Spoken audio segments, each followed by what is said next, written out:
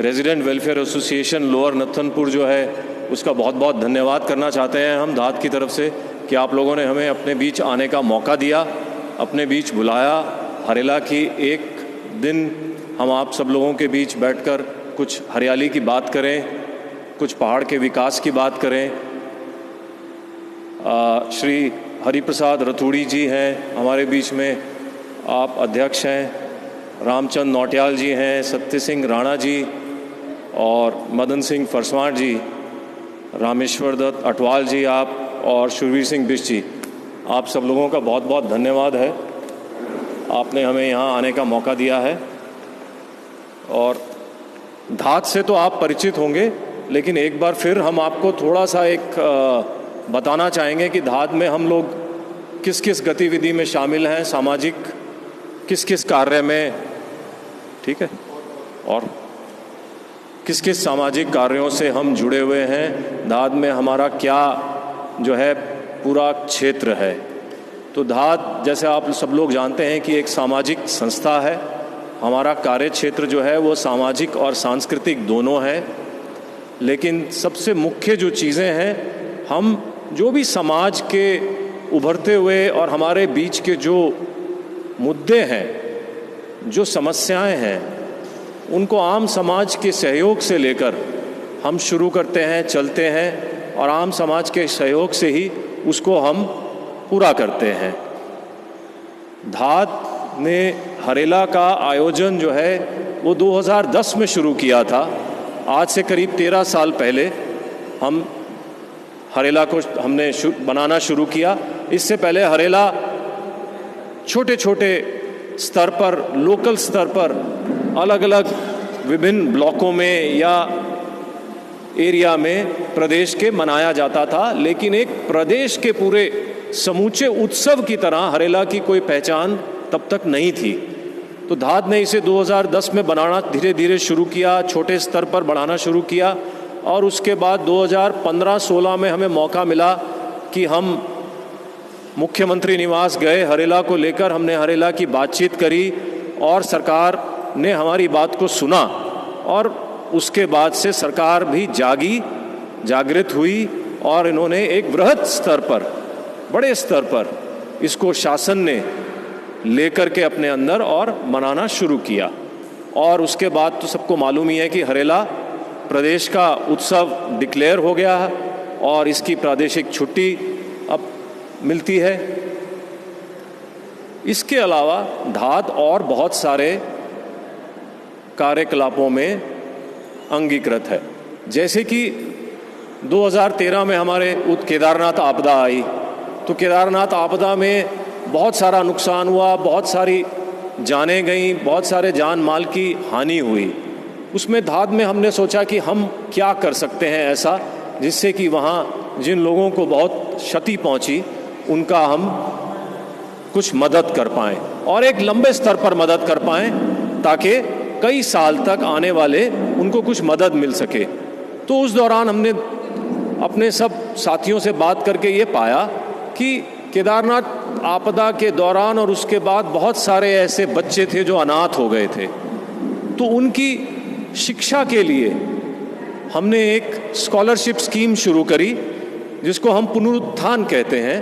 पुनरुत्थान के माध्यम से हमें बहुत गर्व है कि आम समाज ने उसमें बहुत सहयोग किया। बच्चों की शिक्षा के लिए वो लोग आगे आए, एक एक बच्चे की पूरे साल की शिक्षा का उन्होंने बीड़ा उठाया और वो करते करते हम करीब 900-1000 बच्चों को पिछले 10 साल से जो है शिक्षा का सहयोग कर पा रहे हैं। कई सारे बच्चे अब इंटर पास कर चुके हैं, कॉलेज में जा चुके हैं, कुछ एक की शादी हो चुकी है, लेकिन ये सब आप लोगों के आम समाज के सहयोग से ही हम कर पाए। एक हमारा और कार्यक्रम चलता है जिसका नाम है एक कोना कक्षा का। कोना कक्षा का के तहत हम प्रदेश के जितने प्राथमिक, सेकेंडरी और इंटर कॉलेज हैं, स्कूल हैं, उन सब में हम एक छोटी सी लाइब्रेरी स्थापित करते हैं। वो भी आम समाज के लोगों के, आप सब लोगों के सहयोग से, और बच्चों को पढ़ने के लिए हर माह पुस्तकें उपलब्ध कराते हैं, क्योंकि बच्चों को अपने क्लास की, अपने टर्म की जो किताब है वो तो फ्री में भी मिल जाती है राजकीय विद्यालयों में, लेकिन उसके अलावा पढ़ने की कोई सामग्री उनको उपलब्ध नहीं है, कोई लाइब्रेरी नहीं होती। तो वो किताबें हर माह जाती हैं। प्रदेश के करीब 1000 स्कूलों में आज हमारे हर महीने एक छोटे बस्ता जाता है।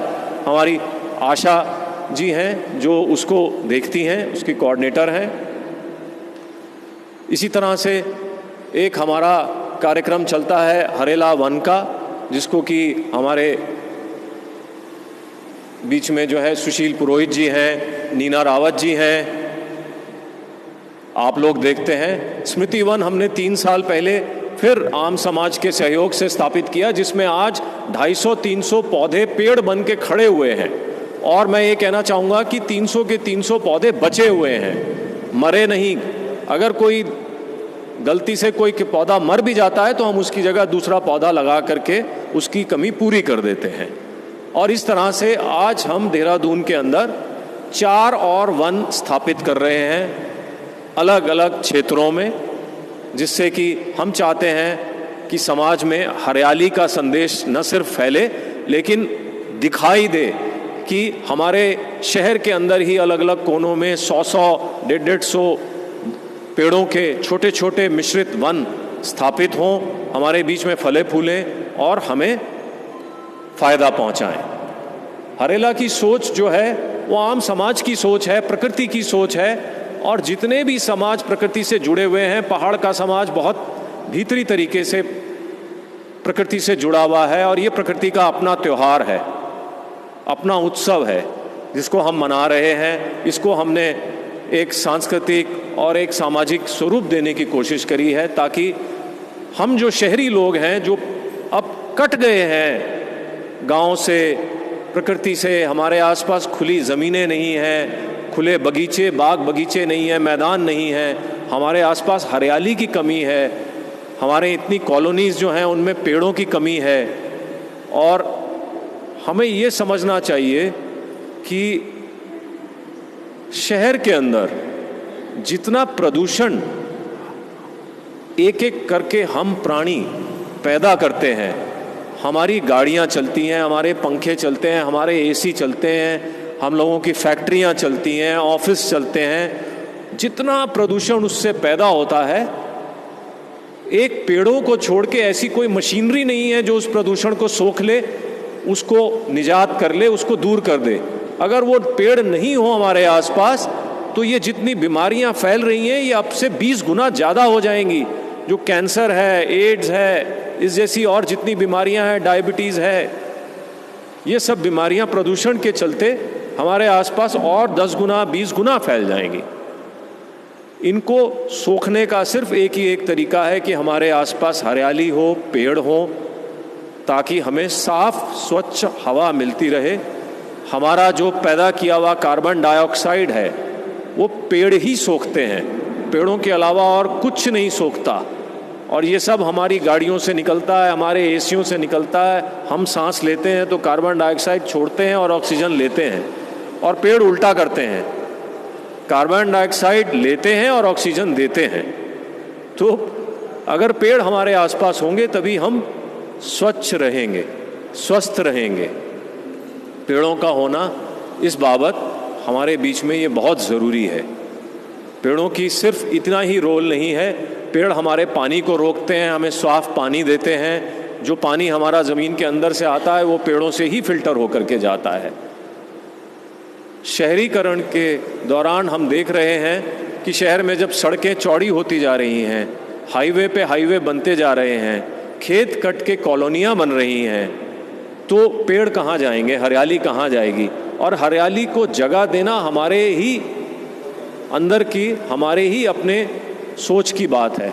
अगर हम अपने घर में एक पौधा नहीं लगाएंगे, एक पेड़ नहीं लगाएंगे, हम घर के बाहर रोड के किनारे कहीं भी खुली जगह है वहाँ अगर एक पौधा लगाते हैं तो वो पौधा हम सबके काम आता है, वो हम सबको फ़ायदा पहुँचाता है।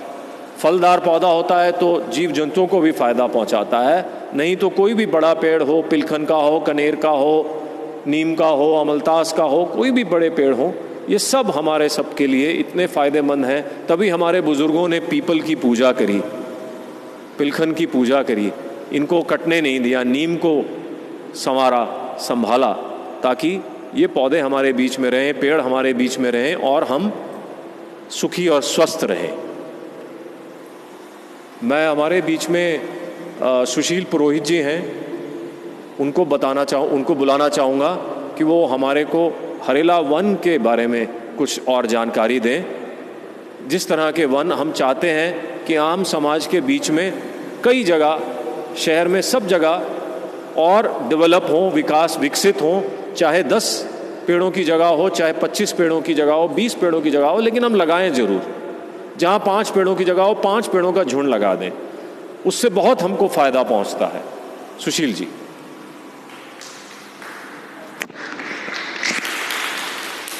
धन्यवाद हिमांशु भाई। जैसा कि हिमांशु भाई ने अभी आपको बताया कि धाद ने 2010 से हरेला की ये यात्रा शुरू करी थी और मैं तब से धाद की इस हरेला यात्रा से जुड़ा हुआ हूँ। हरेला वन की हमें क्यों आवश्यकता पड़ी, ये भी आपको हिमांशु भाई ने बता दिया। जैसे जैसे शहर विकसित होते गए, पेड़ हमसे धीरे धीरे दूर होते जा रहे हैं, अभी भी बहुत दूर होते जा रहे हैं धीरे धीरे। इसी सवाल को लेकर के धाद ने 2010 से पेड़ों की श्रृंखला लगाना शुरू करा और सरकार के पास अपनी बात को पहुंचाया। धाद की जो ये हरेला मुहिम थी, इसी का परिणाम रहा कि सरकार ने हरेला को अपने सरकारी कार्यक्रम में शामिल किया और इसको राजकीय अवकाश घोषित किया और यहाँ का लोक पर्व घोषित किया। तो इसके लिए हमारे जो धाद के साथी हैं वो बहुत बहुत बधाई के पात्र हैं। इसके साथ 2020 में जब हम लोगों ने सरकार से कहा कि हमें एक ऐसा स्थान चाहिए जहाँ पर हम सामुदायिक सहभागिता के आधार पर पेड़ों को लगा सकें और सामुदायिक वन विकसित कर सकें, तो 2020 में स्थल रायपुर में स्मृति वन की स्थापना की गई, जिसे आज 3 साल हो गए हैं और जहाँ के पेड़ लगभग अपने पूरे विकसित हो चुके हैं और जो पेड़ नहीं हुए उनको हमने रिप्लांट करा। हमारे धाद के साथी लगातार उस स्मृति वन को सामुदायिक और आपसी सहयोग के साथ आगे बढ़ाने में सफल हुए हैं। हर स्मृति वन को देखते हुए इस वर्ष 2023 में हमारे साथियों ने ये निर्णय लिया कि हम और भी वन विकसित करेंगे, जिसे हम हरेला वन का नाम देंगे। इसकी कड़ी में 17 जुलाई 2023 को हरेला के दिन स्मृति वन का जो पहुंच मार्ग है केसरवाला चौकी से आगे और स्मृति वन के मुख्य द्वार तक, वहाँ 17 जुलाई 2023 को हमारे साथियों के सहयोग से 100 पेड़ वहाँ पर लगाए गए हैं। इसकी अगली कड़ी में एक और वन हम लोग आगे बनाने जा रहे हैं, जिसका नाम बाल वन है, जो कि बनियावाला में है और जहाँ पर हम आने वाली 23 जुलाई 2023 को प्लांटेशन करने जा रहे हैं। साथ ही एक और जगह है मित्र वन नकरौंदा में, जहाँ पिछले साल हमने कुछ पौधे लगाए थे, तो आगे भी उस श्रृंखला को हम जारी रखेंगे मित्र वन की। तो इस तरीके से धाद के द्वारा स्मृति वन, पुष्प वन, बाल वन और मित्र वन, ये हरेला वन के नाम से विकसित किए जा रहे हैं। तो मेरा भी आप लोगों से, आपकी जो रेजिडेंट वेलफेयर एसोसिएशन है, जो कमेटी है, उनके पदाधिकारियों से ये निवेदन रहेगा कि जहाँ भी आपके पास स्थान है वहाँ उस स्थान के योग्य पेड़ ज़रूर लगाएं, क्योंकि आने वाले समय में जैसे आज हम देखते हैं तितली हम बचपन में हम सब लोगों ने तितलियों के साथ बहुत खेला है, लेकिन अब हम अपने बच्चों को सिर्फ ये बताते हैं कि तितलियाँ हुआ करती थी। ऐसे ही आने वाले समय में हम चिड़ियों के बारे में भी शायद ये बात करेंगे कि चिड़िया, जैसे अभी कुछ लोग गौरैया बचाओ और इस पर काम कर रहे हैं, तो शायद वो दिन दूर नहीं होगा अगर इसी तरीके से पेड़ कटते रहेंगे तो हमारा जो पीपल का पेड़ विशाल रूप धारण करके एक समाज को एक संदेश देता है, वो बोनसाइज में हमारे गमले में रह जाएगा। तो आपको तय करना है कि आप वो पीपल का वृक्ष कहाँ देखना चाहते हैं अपने समाज के बीच, जहाँ हम उसको पूजा भी कर सकें, हम उसकी प्राकृतिक रूप से उसके जो लाभ हैं उनको ले सकें, या अपने गमले में बोनसाइज में उस पीपल को देखना चाहते हैं। इन्हीं शब्दों के साथ धन्यवाद। धन्यवाद सुशील भाई, आपने हमें बहुत मार्मिक शब्दों में पेड़ों की और अपने आसपास हरियाली की ज़रूरत को समझाया। मैं एक छोटी सी बात आप लोगों को और साझा करना चाहूँगा, वो ये है कि हम तमाम लोग अब कॉलोनियों के वासी हो गए हैं। पहले हम लोग गाँव के वासी हुआ करते थे, फिर मोहल्लों के वासी हुआ करते थे, अब कॉलोनियों में आ गए हैं। और जैसे जैसे हम गांव से मोहल्ले से कॉलोनियों में आए हैं, हमारे आसपास जगह की और कमी हो गई है और इमारतें बढ़ गई हैं, और हम चाह करके भी हमारे को जगह नहीं मिलती है कि हम पेड़ लगाएं तो कहाँ लगाएं। सड़कें छोटी हैं, गाड़ियों की पार्किंग भी ज़रूरत है, गाड़ियाँ निकलनी भी मुश्किल हैं, और घर के आसपास पेड़ लगाने के लिए कोई सामूहिक जगह मिलना भी बहुत मुश्किल है, क्योंकि कॉलोनियाँ इस तरह से बनी हैं ज़्यादातर, कम से कम देहरादून शहर में, कि उनमें बहुत कम जगह रह गई है जहाँ पे इक्का दुक्का कोई पेड़ हम लगा सकते हैं। अगर हमें पेड़ों से प्यार भी हो तो भी हमारे पास जगह नहीं है कि हम पेड़ कैसे लगाएं। तो ऐसे जितने हमारे पेड़ पर्यावरण प्रेमी, हरियाली प्रेमी हमारे बीच में आम समाज के हम सब जन हैं, उनके लिए हम लोगों ने ये योजना शुरू करी कि हम जो ये 4-5 वन स्थापित कर रहे हैं, जिसमें कि स्मृति वन स्थापित हो चुका है और बाल वन के लिए भी हमें पूरा सहयोग, मतलब उसकी अपनी क्षमता से ज़्यादा सहयोग हमें ऑलरेडी आ चुका है, और वो जो ज़्यादा सहयोग आ चुका है वो अब हम तीसरे वन की तरफ देना चाह रहे हैं। तो वो ऐसे हम जैसे लोगों के लिए है कि जिनके पास अपने पेड़ लगाने का कोई प्रारब्ध नहीं हो, कोई जगह उपलब्ध नहीं हो, तो हम किसी की भी याद में या अपने नाम से 1 या 2 या 4 जितना भी हम चाहें वो पेड़ ऐसे वनों में हम लगा सकते हैं। और उसके लिए हमको सिर्फ 100 रुपये महीना का एक सहयोग राशि देना होता है, जिससे कि क्या होता है कि मान लीजिए 100 वनों का हम पेड़ विकसित करते हैं और हम सारे सब लोग मिल करके उसमें एक एक पेड़ अगर लगाते हैं तो 100 पेड़ के लिए हमारे पास हर महीना एक 10,000 रुपये की राशि आती है, जिसमें कि वो पेड़ आता है, पेड़ खुदता है, उसका ट्री गार्ड लगता है, उसके लिए हर महीने उसकी देखभाल करने के लिए एक आदमी अपॉइंट किया जाता है, जिसको तनख्वाह दी जाती है, जो उसमें खाद डालता है, निराई गुड़ाई करता है, पानी देता है, पूरा महीना उसकी देखभाल करता है। और ऐसा सिलसिला कम से कम 3-4 साल तक चलता है, जब तक वो पेड़ बहुत बड़े नहीं हो जाते, जब तक वो इस लायक नहीं हो जाते कि वो अपने आप ज़मीन से पानी खींचे। जैसे कि जब बड़ा पेड़ 20-30 साल पुराना हो जाता है तो उसको फिर हमें पानी देने की ज़रूरत नहीं पड़ती, वो अपना ज़मीन से सोख लेता है पानी, और वो इतना बड़ा हो जाता है कि उसकी हमें निरंतर कोई निराई गुड़ाई करने की ज़रूरत नहीं रहती। तो वो 3-4 साल पहले 3-4 साल का जो सहयोग है वो करने के लिए हमें बहुत खुशी है कि हम हर साल जो हरेला करते हैं, उस हरेला के दौरान जो हम कैंपेन चलाते हैं उसमें हमें बहुत अच्छा सहयोग मिलता है। आप लोगों में से भी जो इच्छुक हों हमको सहयोग कर सकते हैं, और ये अपने नाम से आप पेड़ लगाएं, और हम बल्कि ये चाहते हैं कि आप लगाएं पेड़ और उसको जाते रहें। हर महीने 2 महीने में एक बार आप जाएं, उसकी देखभाल करें, उससे मिलकर आएं। स्मृति वन खास करके सब लोगों ने अपने अपने प्रियजनों की स्मृति में लगाया। तो मेरा ये मानना है कि मैंने अगर अपने पिताजी की याद में वो पेड़ लगाया तो भले मेरे पिताजी नहीं हैं, लेकिन वो पेड़ आज मेरा पिता के समान है।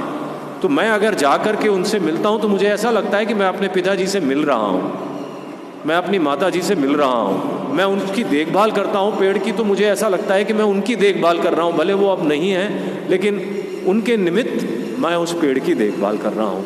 तो ऐसी सोच लेकर के हम समाज के बीच में गए हैं और हमें समाज से बहुत भरपूर सहयोग मिल रहा है।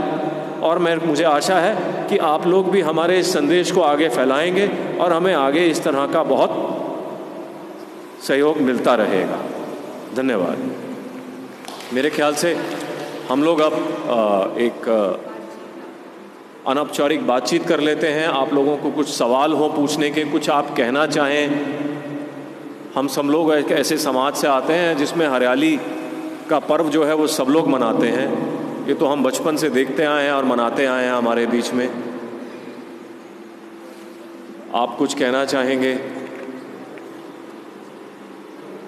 आप अध्यक्ष साहब, आप आइए, कुछ कहिए, दो बातें आप रखें। समिति की ओर से आप कुछ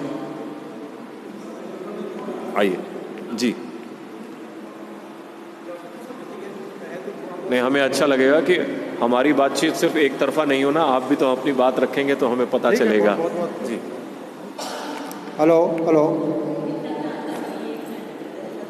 सभी उपस्थित बहनों एवं भाइयों को मेरा सादर प्रणाम।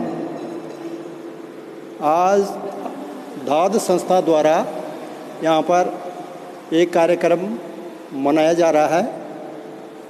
तो धाद संस्था के जितने भी कार्यकर्ता हैं, मैं अपनी समिति की ओर से उनका हार्दिक स्वागत एवं अभिनंदन करता हूँ। आप लोगों को मैं बहुत बहुत धन्यवाद देना चाहता हूँ कि आप लोग जो समाज के लिए ऐसे कार्यक्रमों को कर रहे हैं जो कि समाज के लिए बहुत ही उपयोगी होंगे और इसका असर हमारे पर्यावरण पर पड़ेगा। जैसे आप लोग यहाँ पर आए हैं तो पेड़ों के बारे में बताया जा रहा है। मैंने हरेला सुना, हरेला। पहले मैं धात के बारे में बताता हूँ कि धात का मतलब क्या है, अर्थ क्या है धात का। आप लोग बताएं धात का मतलब क्या, अर्थ क्या है, जानता है कोई? धात का मतलब ये होता है कि जब हम आवाज़ देना कहते चलो भाई खाना बन गया, चलो खाना बन गया, चलो खाने के लिए चलो। पहले गांव में बोलते थे ऐसा, धात मारते थे कि चलो भाई सभी लोग खाना तैयार है, खाने के लिए आ जाओ। तो इसको धात कहते हैं। समझ गए आप लोग? किसी भी चीज़ को एक शब्दों पहले उसका अर्थ समझना चाहिए। बैठे हुए हैं, धात है, हमें उसका मतलब ही नहीं आ रहा है, तो क्या महत्व है उसका? तो इसको पूछना चाहिए। क्वेश्चन आपको नहीं आता तो ऐसे लोगों को पूछो कि धात क्या चीज़ है भाई। ठीक है। दूसरा ये हरेला, मुझे नहीं था मालूम कि हरेला का मतलब क्या है। सुना है कि कुछ वर्षों से हमारे पूर्व मुख्यमंत्री श्री नरेंद्र रावत जी ने ये हरेला पर्व को मनाने के लिए स्वीकृति दी और मैं उनको एक धन्यवाद देना चाहता हूँ कि उन्होंने हरेला पर्व को मनाने के लिए एक छुट्टी का भी घोषित कर दी है हमारे सभी बच्चों को, कर्मचारियों को। तो ये बहुत अच्छी बात है, क्योंकि छुट्टी इसलिए की गई, घर में बैठने के लिए नहीं की गई। छुट्टी इसलिए की गई है कि सभी लोग को याद रहेगा कि आज हमारी छुट्टी है, इसलिए छुट्टी है। तो कम से कम उनको याद रहेगा। तो 50 में से अगर 5 ही भी कोई पेड़ लगाएंगे तो 5 तो लगाएंगे कि आज भाई हमारी ये छुट्टी है तो चलो हम पेड़ लगा देते हैं। तो पेड़ तो सभी लगा रहे हैं, लगाते हैं, अच्छी बात है, लगाना भी चाहिए। बहुत वर्षों से मैं देख रहा हूँ। पहले था एक जलागम के सरकार द्वारा था नहीं एक योजना जलागम, तो करोड़ों पेड़ लगे, करोड़ों अरबों पेड़ लगे, चट्टानों पर लगा दिए जो उन्होंने पेड़। किसी ने टहनी काट कर वो पेड़ लगा दिया क्योंकि अपना कोटा पूरा कर दिया है। तो ऐसा नहीं करना है। आप 2 पेड़ लगाओ, 1 पेड़ लगाओ, पर उसकी सुरक्षा असली चीज़ है, उसको बचाना। जिस प्रकार हम अपने बच्चों को पालते हैं, हमारा बच्चा होता है ना, तो जब हम उसकी देखरेख करते हैं, उसको हर समय खुश रखने के लिए कई चीज़ों का प्रयोग करते हैं। तो इसलिए जब हम पेड़ लगाते हैं तो उनकी सुरक्षा पर भी विशेष ध्यान देना चाहिए, तभी उनका महत्व है। पेड़ लगाने का महत्व क्यों लगाते हैं? पेड़ों से सारी दुनिया देख लो कितना हरा भरा दिखाई दे रहा है, कितनी ताज़ी हवा चल रही है। ये जो हवा गंदी हवा होती है ना, गंदी है, प्रदूषण, ये उसको साफ करती है ये हवा पेड़ों के द्वारा। वर्षा, अगर पेड़, जहाँ पेड़ नहीं है तो वर्षा नहीं होती है। पहले जहाँ पेड़ होते थे, मैंने देहरादून में सुना था कि यहाँ सुबह तो धूप रहती है और शाम को बारिश आती है, क्योंकि जंगल थे चारों तरफ, पेड़ पौधे थे। तो पेड़ पौधे मानसूनों को अपनी ओर खींचते हैं और वहाँ पर वर्षा होती है।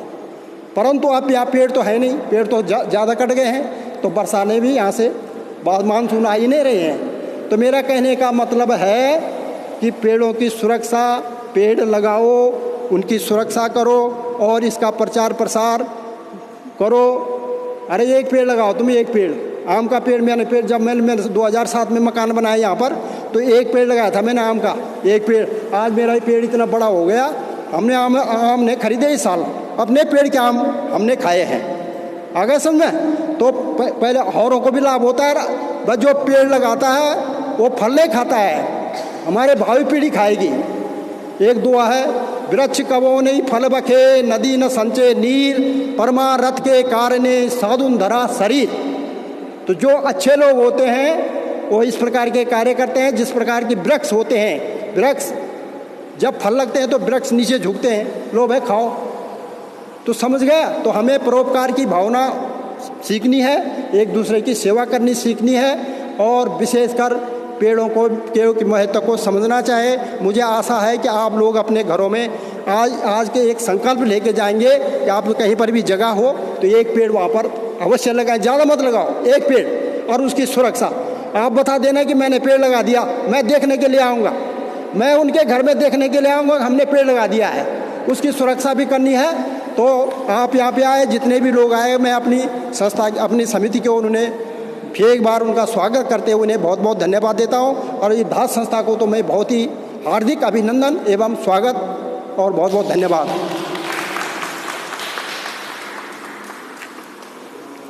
बहुत बहुत धन्यवाद भाई साहब। और आपने एक ऐसी बात कही जिसको हम धाद में एक सूत्र या मूल वाक्य या गांठ बांधने वाली चीज़ समझते हैं कि जैसे कि हम चाहें तो अपनी ज़िंदगी में बहुत सारे बच्चे पैदा कर सकते हैं, लेकिन उनकी देखभाल नहीं कर सकते।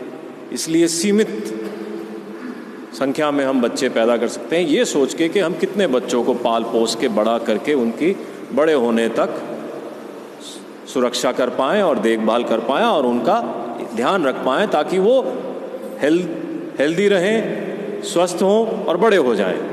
इसी तरह से पेड़ों के साथ भी है। हम नहीं चाहते कि कोई 100,000 पेड़ लगाए, एक लगाएं, 2 लगाएं, जितनी क्षमता हो। 5 की जगह है और देखभाल कर सकते हैं तो 5 लगाएं। सारे मोहल्ले और कॉलोनी वाले मिलकर के अगर जगह है 10 पेड़ लगाने की, बाहर में ऐसा जगह है हमारे आसपास, तो हम 10 लगाएं और 10 की देखभाल कर सकें, वो ज़्यादा ज़रूरी है। और आपने बिल्कुल सही कहा। और 2 बातें जो आपने नहीं पूछी, तो हरेला का मतलब तो हरियाली है। वो तो एक पर्व का नाम हरेला पड़ गया, लेकिन हरियाली माने हरेला। और धात तो वो है जो हम आज करने आए हैं आप लोगों के बीच। हम धात लगाने आए हैं, यानी आवाज़ लगाने आए हैं, आपको आवाज़ देने आए हैं, आपके बीच में आवाज़ लगाने आए हैं कि आप सुने और आप हमारा साथ दें, एक दूसरे का हम सब साथ दें। आप हमें फिर बुलाएं।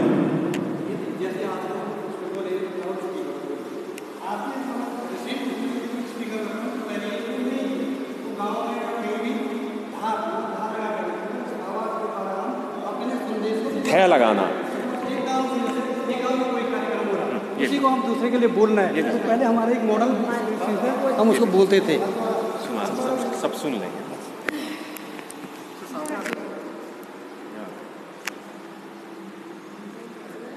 यहाँ पर उपस्थित सभी भाई बहनों का मैं हृदय से आभार व्यक्त करता हूँ कि आप सभी लोगों ने अपना अमूल्य समय देकर हमारे इस संस्था जो दात संस्था वालों ने हमको यहाँ पे आज एक छोटा सा मौका दिया है, हम इनके बहुत बहुत आभारी हैं और आपकी पूरी पूरी प्रशंसा करते हैं कि आप लोगों ने इस शुभ अवसर पर हम लोगों को यहाँ पर एकत्र होने का मौका दिया और हरेला पर्व पर हम लोगों को इकट्ठा होकर अपने मन और अपने तन, अपने पर्यावरण और अपने आसपास के वातावरण को स्वच्छ करने का एक बहुत बड़ा अवसर हमको प्रदान किया है। हरेला शब्द अपने में यह चीज़ हमको बताता है कि हरियाली।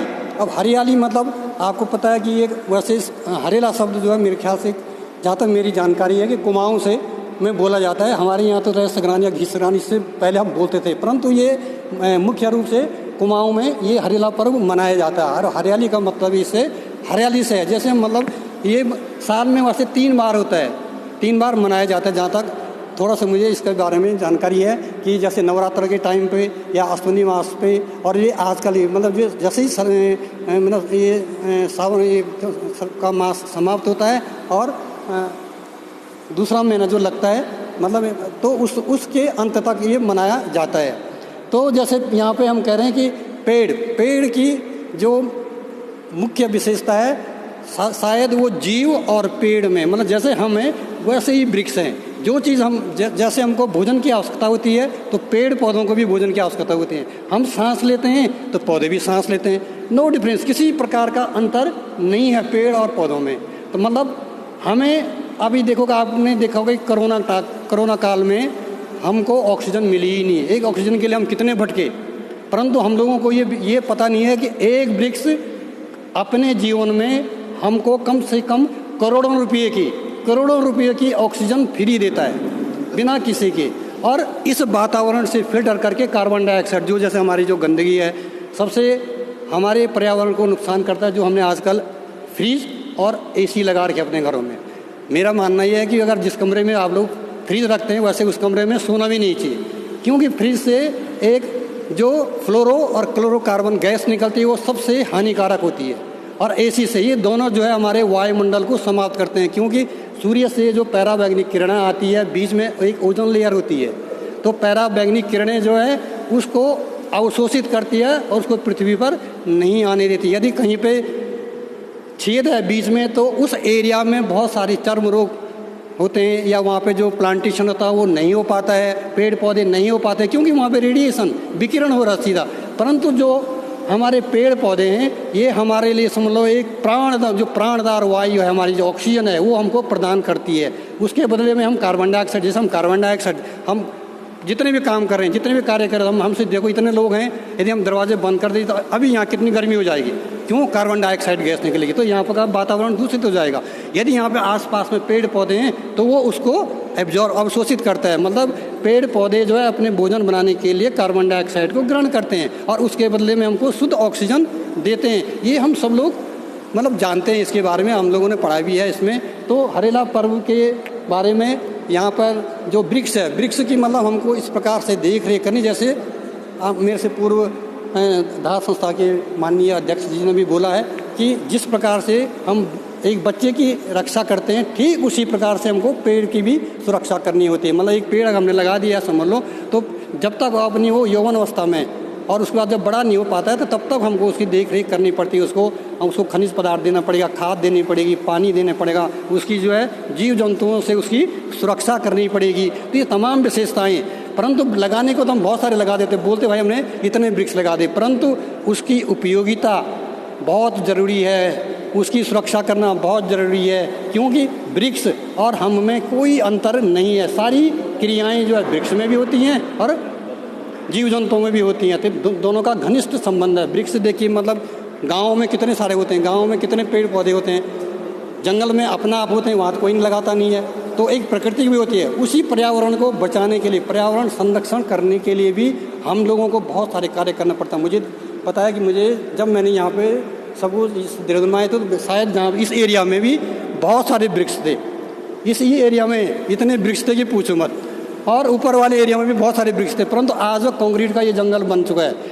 जहाँ पे हम लोगों का घर है तो हम लोग आज मतलब एक शपथ ले कि अपने घर में, जहाँ पर हमारा अपना घर है, वहाँ पे ज़रूर एक वृक्ष लगाएं, ताकि वो वृक्ष और नहीं कम से कम हमको एक शुद्ध ऑक्सीजन तो दे सके।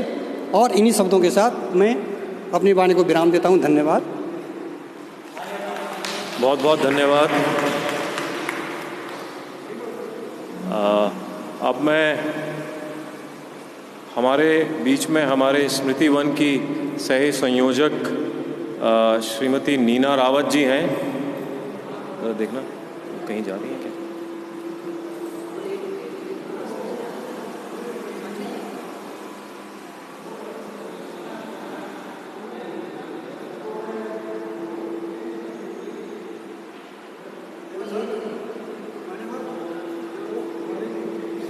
जी परसवान साहब, हाँ जरा दो शब्द उनको मौका हाँ हाँ बिल्कुल बिल्कुल। परसवान जी, आपके लिए तो स्वस्थ निवेदन है, आइए आप हमें भी थोड़ा जागृत कीजिए।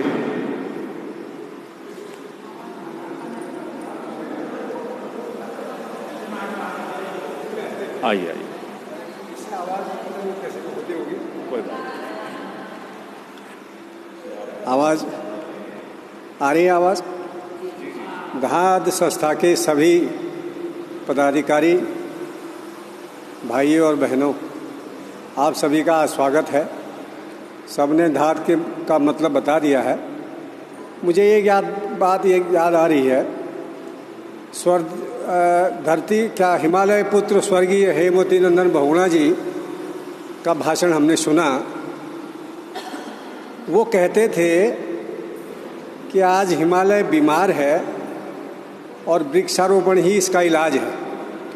तो हिमालय का मतलब उनका इससे था उत्तराखंड और उसका तराई, हिमाचल प्रदेश और तराई क्षेत्र और जम्मू कश्मीर, यानी पूरा क्षेत्र को उन्होंने तब आज से 50 साल पहले वृक्षारोपण की आवश्यकता बताई थी। तो मैं धाद संस्था के सभी पदाधिकारियों का बहुत हृदय से स्वागत करता हूं। हम लोग आज बहुत ही लाभान्वित हुए हैं। भविष्य में हम ये प्रण करते हैं कि हम भी जुड़ने का प्रयास करेंगे और अपनी नई पीढ़ी को ज़रूर इससे अवगत कराएंगे। सबसे बड़ी बात तो ये है, ये देश के लिए, प्रदेश के लिए, और जो पर्यावरण का पूरा देश ये असंतुलन देख रहा है, इसके प्रति हमको जागरूक करता है। और आपकी संस्था बहुत अच्छा काम कर रही है। हमें उम्मीद है हमारी ये संस्था आपकी नहीं है, हमारी ही है, देश में, प्रदेश में और पूरी दुनिया में नाम हो। और हम तभी समर्थ होंगे जब हम कुछ कर पाएंगे। तो हम आपको विश्वास दिलाते हैं कि हम भी जी जान से जितना हमसे होगा अपने समाज में, अपने गाँव में इस बात का प्रचार और प्रसार करेंगे। और इसके लिए आप सबका बहुत बहुत धन्यवाद। Thank you sir. बहुत बहुत धन्यवाद परसवान जी, आपकी बातों ने हमें और बताया हिमालय में पौधारोपण, वृक्षारोपण और हरियाली के बारे में। अब मैं उषा गौड़ जी को बुलाना चाहूँगा, जो हमसे कुछ कहना चाहते हैं, कुछ बात अपनी रखनी चाहती हैं। कृपया आएँ।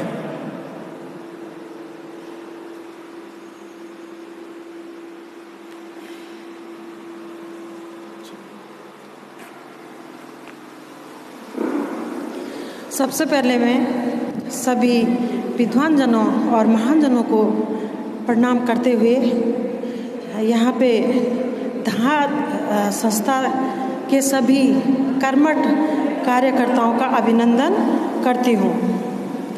हम धाद संस्था के माध्यम से ही यहाँ पे हरेला और घी संक्रांत मनाने के लिए एकत्रित हुए हैं। जो हमें तो ये पता नहीं था, लेकिन यहाँ पे धाद संस्था की जो सदस्य श्रीमती अर्चना रतूड़ी जी, जो कि एक कर्मठ सदस्य है, उन्होंने मुझे फ़ोन करके बताया था कि आपको भी कल विकास भवन में आना है। तो मैं ज़्यादा न कहते हुए, क्योंकि सभी विद्वान जनों और महान जनों ने हरेला पर काफ़ी कुछ आप लोगों को बताई दिया है और उनके विचारों के आगे मेरे विचार नगण्य है। मैं सिर्फ एक गीत के माध्यम से ये संदेश देना चाहती हूँ कि हम जो भी पेड़ लगाए उसका संरक्षण अवश्य करें। ऐसा नहीं कि पेड़ लगा दिया और उसका संरक्षण हमने नहीं किया, उसकी देखरेख हमें करनी पड़ेगी। और नरेंद्र सिंह नेगी के प्रसिद्ध गीत द्वारा मैं ये संदेश देना चाहती हूँ। ना काटा ना काटा तो डालियो ना काट चुचो डालियो ना काटा तो डालियो ना काटा चुचो डालियो ना काटा। डाली काटिली तो माटी बगली, डाली काटिली तो माटी बगली, कुड़ी ना पुंगड़ी ना डोकरी बचली, कुड़ी ना पुंगड़ी ना डोकरी बचली। घास लकड़ ना खाती हिरेली, घास लकड़ ना खेती हिरेली। भोलू तेरी आस औलाद क्या खाली, भोलू तेरी आस औलाद क्या खाली। ना काटा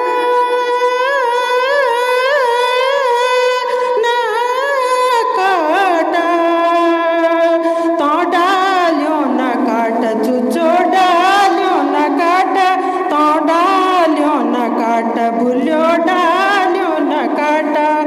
धर्मंगर पंदर सुकल, धर्मंगर पंगल सुकल, ननोल भरल न छोड़ फूटल, ननोल भरल न छोड़ फूटल। हर चलो गाड़ी गार्डन को पानी, हर चलो गाड़ी गार्डन को पानी। तीसरी गोली उबाली क्या कला, तीसरी गोली उबाली क्या कला। ना काटा ना काटा तो डालियो ना काटा चुचो डालियो ना काटा तो डालियो ना काटा भूलियो डालियो ना काटा। धन्यवाद।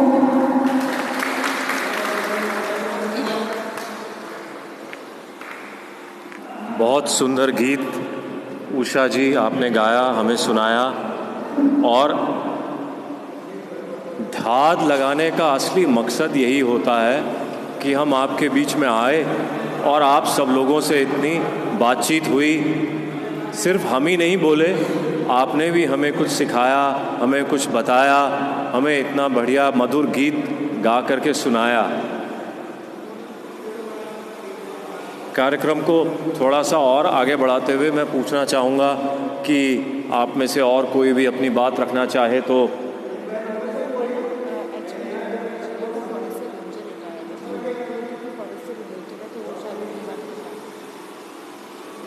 हमारे बीच में फॉरेस्ट से रिटायर्ड हैं एसपी रतूड़ी जी मौजूद हैं। आप अपनी बात ज़रूर हमारे बीच में रखें क्योंकि आपके अनुभव से हमें बहुत कुछ सीखने को मिलेगा। श्री रतूड़ी जी।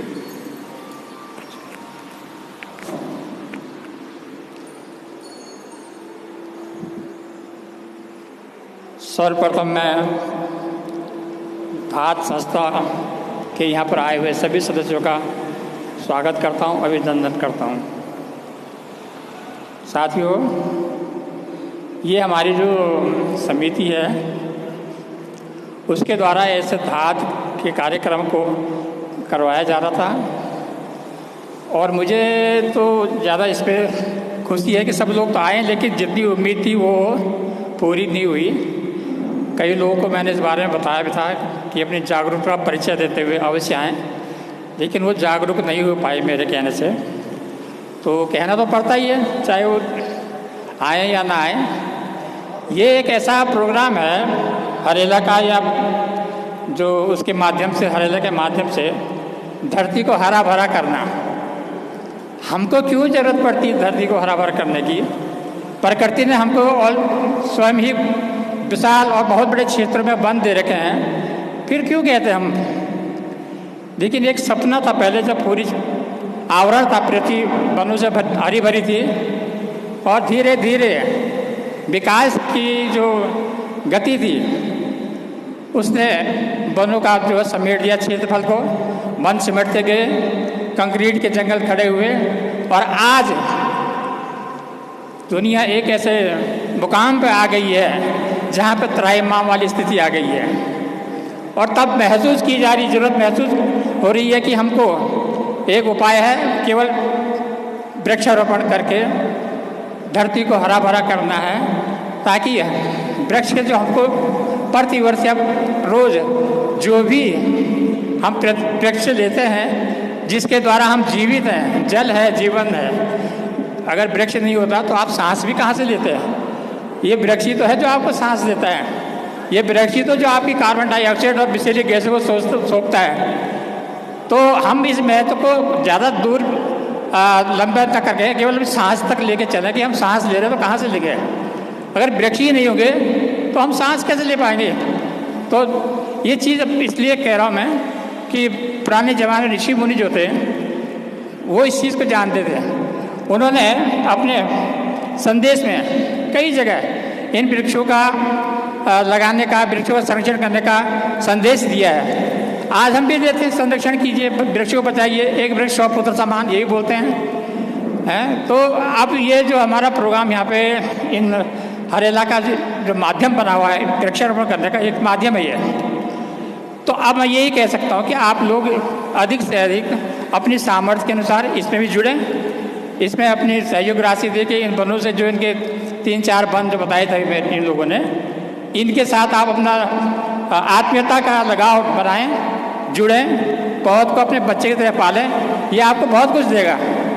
इसलिए मैं तो ज़्यादा समय नहीं लूँगा, केवल ये कहूँगा कि वृक्षारोपण कार्य है महान। जय हिंद, जय भारत। बहुत बहुत धन्यवाद रतुड़ी जी। जय भारत, जय भारत माता की।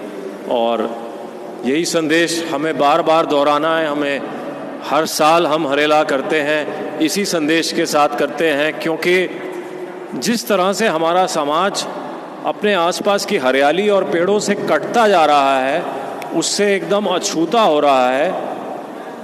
उनको फ़र्क नहीं पड़ता है, अगर अगल बगल कोई पेड़ कट जाता है तो उससे असर होना बंद हो गया है। उस असर को हमें वापस लाना है। वो जो दुख खुद को चोट पहुंचने से होता है, वही दुख पेड़ को चोट पहुंचने से भी होना चाहिए हमको। यही भाव हमने अपने समाज के अंदर वापस लाना है, यही सबसे ज़रूरी है। हमारे बीच में श्रीमती कंचन बुटोला जी और विनीता कोठारी जी भी हैं, जो बहुत दूर से सहस्त्रधारा रोड से हमारे बीच में आई हैं इस कार्यक्रम को फेसबुक पर सुन करके, और आप धात से और स्मृति वन से जुड़ी हुई हैं। आपका बहुत बहुत धन्यवाद यहाँ आने के लिए। और अब मैं ज़्यादा देर ना करते हुए, हमारे बीच में पौधा भी आ गया है रोपण करने के लिए। मैं चाहूँगा कि आपकी जो वेलफेयर एसोसिएशन है उसके पदाधिकारी आएँ, आप सब लोग, और हम पौधा आप लोगों को भेंट कर दें।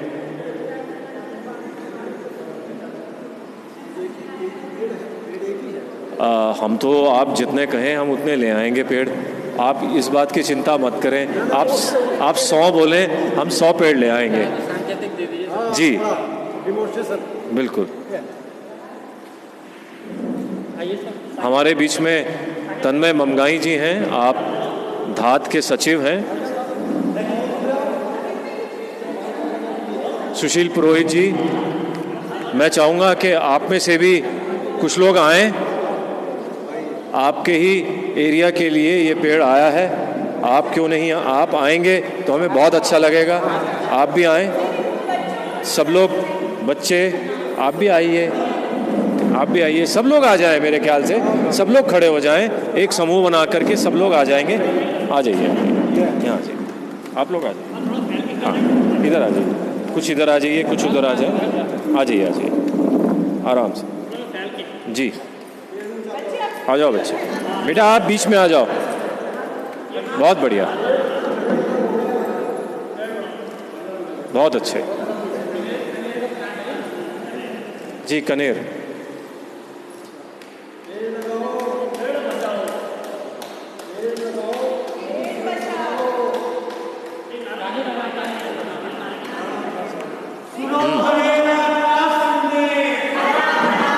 मेरा देश हरा भरा हो मेरा देश, मिट्टी पानी और बयार।